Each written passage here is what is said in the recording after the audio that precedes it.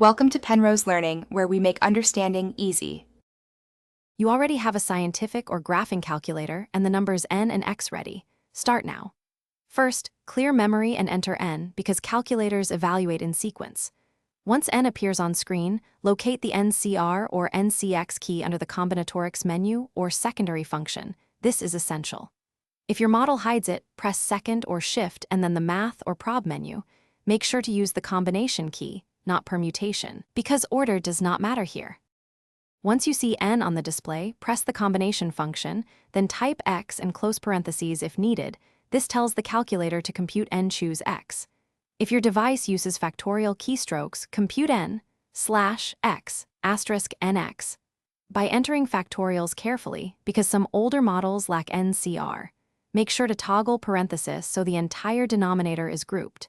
When dealing with big numbers, switch to scientific or high-precision mode to keep accuracy and prevent an overflow error. After entering the expression, press equals and read the integer result. Combinations yield whole numbers. If you get an error, immediately check that n is greater than or equal to x, and both are non-negative integers. Non-integers or negative values cause failures. Once done, clear temporary memory to avoid accidental reuse of values. If the calculator overflows or lacks NCR, compute via factorial formula or split the problem into smaller steps. This often resolves precision or display limits. Thanks for watching. If this was helpful, leave a like and consider subscribing. See you next time.